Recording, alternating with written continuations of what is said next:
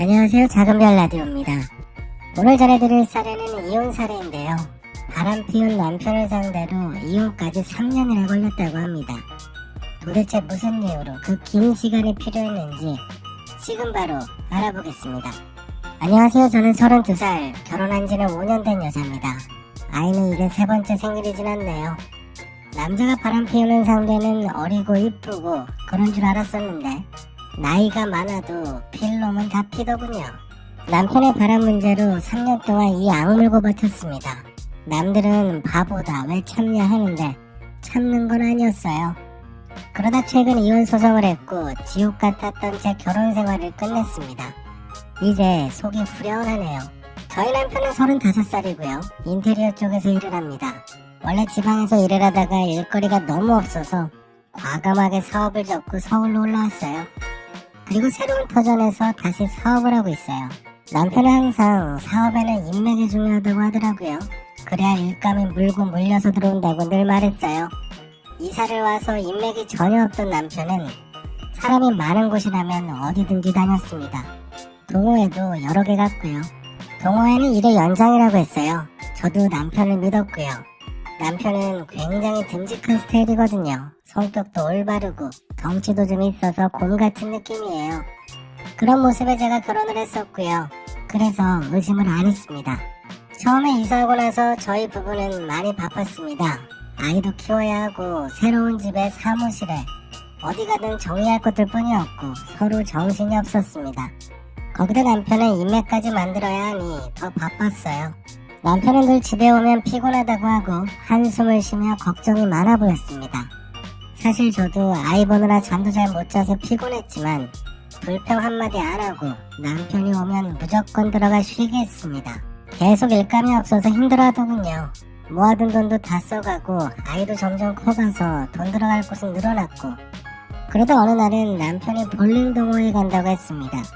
이 동네에 볼링 치는 사람들이 많다고 하더라고요. 볼링이 실내 스포츠라 그런지 정말 꾸준히 나갔습니다.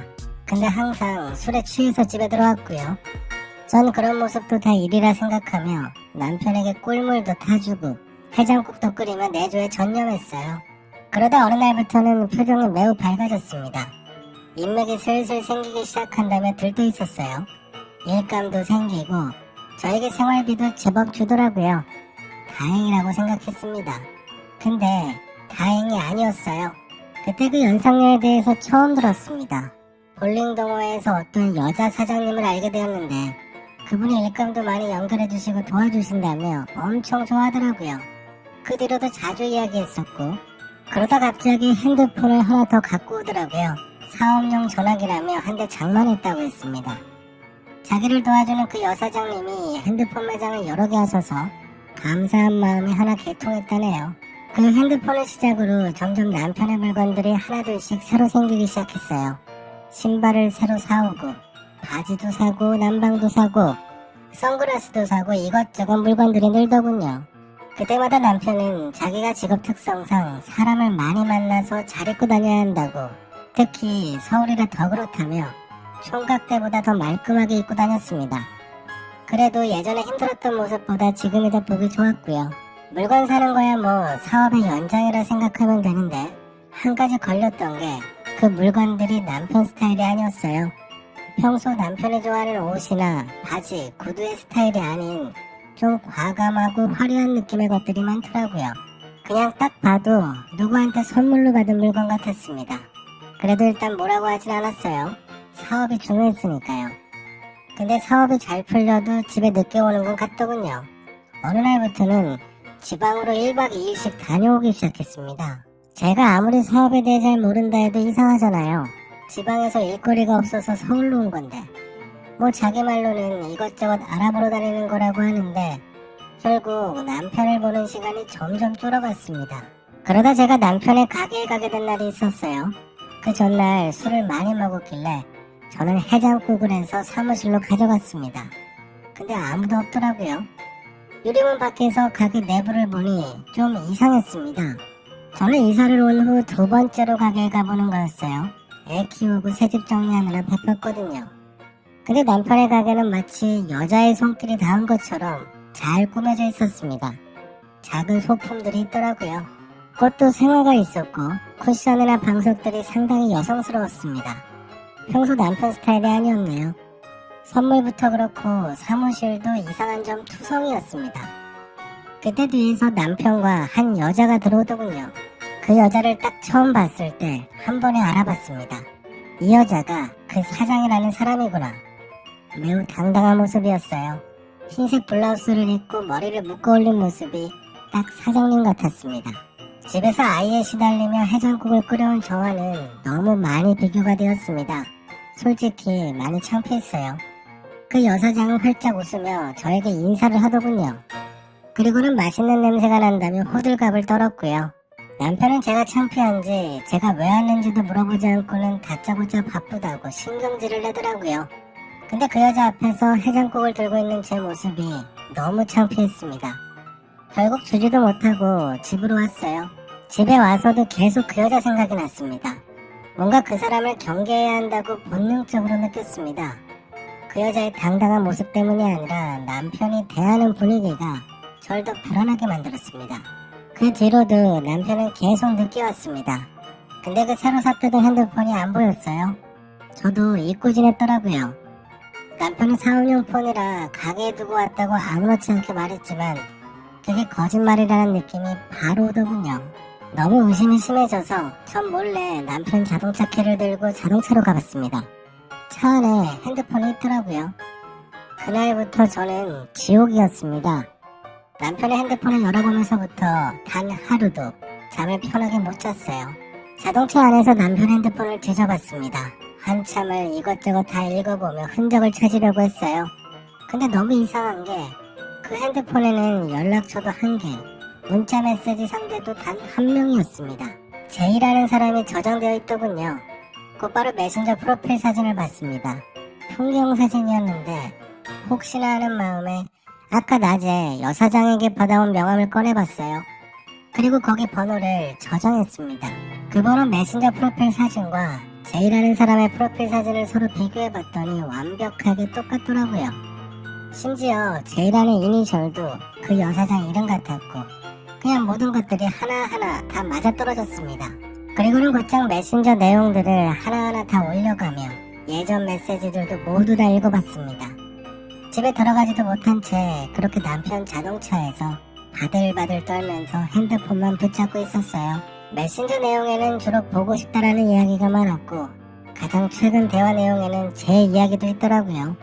남편이 대뜸 아내 때문에 놀라게 해서 미안하다고 그 여사장에게 사과를 하더니 더 가관인 건 그 여자의 답글이었네요. 제 가슴을 후벼 팠습니다. 집에만 있다 보면 어쩔 수 없지 관리를 못하니까 머리가 터져버릴 것 같았습니다. 저보다 8살이나 많은 늙은 여자에게 지적받으니 돌아버리겠더라고요. 그리고 그렇게 전 멍하니 자동차에 앉아 밤을 새웠습니다. 아침이 돼서 점점 밝아지자 집으로 들어갔어요. 얼마 뒤 남편은 일어나 씻고 머리 드라이를 하고 향수까지 뿌리며 아주 꾸미느라 바쁘더라고요. 관리 못하는 아내 목까지 꾸미려 하는지 아침부터 아주 분주하게 준비하더라고요. 어이가 없었습니다. 그렇게 1시간 뒤 남편이 출근하자마자 저는 곧바로 일어나 그 여자가 하는 가게로 갔어요. 가게에 도착하니 마침 그 여사장이 있었습니다. 저는 입구부터 오직 그 여자만 노려보며 들어갔어요. 아마 제 모습을 보고 바로 알았을 겁니다. 그 해장국 때보다 더 관리 안 하고 갔거든요. 그때 가게 안쪽에서 남편이 웃으며 나오더군요. 절 보더니 화들짝 놀라 웬일이냐고 하더라고요. 전 그 자리에서 주저앉아 울었습니다. 남편은 그런 저를 도살장의 소처럼 끌고 나갔어요. 신발은 벗겨지고 머리는 엉클어지고 그 모습을 당황한 기색 없이 그 여사장은 절 관람하고 있더군요. 집에 와서 남편에게 물었습니다. 어찌 된 거냐고 했어요. 남편은 만났던 건 맞는데 좋아서 하는 건 아니라며 다 사업 때문에 하는 거고 돈 벌라고 만나는 거라네요. 그래서 제가 그 사업 접고 집에 오라고 했습니다. 당신이 집에서 아이 보고 내가 꾸미고 다니며 다른 남자들 인맥으로 사업을 하겠다고 소리를 질렀어요. 그러자 남편이 화를 내더라고요. 그게 그거랑 같냐고 하길래 제가 다를 게 뭐냐고 그게 내 심정이라고 했어요. 남편은 지금 사업들이 다 그 여자 지인들하고 하는 것들이라 계속 만날 수밖에 없다고 이야기하더군요. 바람을 피운다고 그리고 계속 필 거라고 저렇게 당당하게 말하는 남편을 보자 더는 할 말이 없었습니다. 다시 그 여사장에게 갔어요. 역시나 가게에 있더군요. 마치 제가 올 것이라고 알고 있는 것처럼요. 제가 그 여자에게 말했습니다. 남편은 당신 돈 때문에 사업 때문에 억지로 만나는 거라고 소리를 질렀습니다. 근데 그 여자는 웃으며 이미 다 알고 있다고, 근데 상관없다고, 자기가 좋아서 만난다고 하더군요. 앞으로도 옆에서 제 남편 사업을 도와줄 거고 그럼 자기 옆에 계속 있을 거니 그걸 참기 힘들면 그냥 이혼하라고 하면서 위자료 걱정은 하지 말라고 하더군요. 대체 이게 무슨 상황인가 했습니다. 저도 사람인지라 말이 안 통하니 주먹이 나가더라고요. 그 여자에게 가서 머리채를 뜯어버리려고 했습니다. 근데 옆에 있던 직원들이 저를 붙잡고 말리기 시작했고요. 그녀는 눈 하나 깜짝하지 않고는 밖으로 나가버렸습니다. 집에 와서 남편에게 말하니 남편은 뭐하러 갔냐고 하네요. 제가 울고 소리치며 제발 그만 만나라고 했습니다. 근데도 남편은 절대 안 된다네요. 자기가 최근 몇 년간 사업이 안 돼서 지옥 같았다고 이 기회 못 놓친다네요. 그게 힘들면 이혼하자고 자기가 양육비랑 위자료 넉넉하게 주겠다고 절대로 예전에 힘들었던 삶으로 돌아가지 않을 거라고 했습니다. 바람 피우는 두 놈들이 어찌나 저렇게 당당한지 미치겠더라고요. 위자료를 얼마를 주겠다, 집을 구해주겠다 어쩐다 하더니 나중에는 그 상간녀가 저에게 그냥 대놓고 얼마를 원하냐고까지 물어보더라고요. 다 준다고 그냥 새로운 삶을 살라고 조언까지 해주더군요. 남편은 그날 이후로 집을 나가더니 들어오지도 않고 거의 보름 가까이를 저 혼자 아이와 집을 지켰습니다. 그렇게 한참을 소식도 없이 나가 있다가 어느 날 저에게 연락이 오더니 잠깐 만나자고 하더라고요. 카페로 오라고 하길래 아이는 친정에 맡겨놓고 혼자 갔습니다. 도착해보니 상간녀랑 남편이 앉아서 저를 기다리고 있더군요. 남편 손목에는 처음 보는 시계도 차고 있었고 얼굴이 더 좋아졌더군요. 이번에 이혼을 결정하자며 정확한 액수랑 적어서 서류까지 만들어 왔더라고요.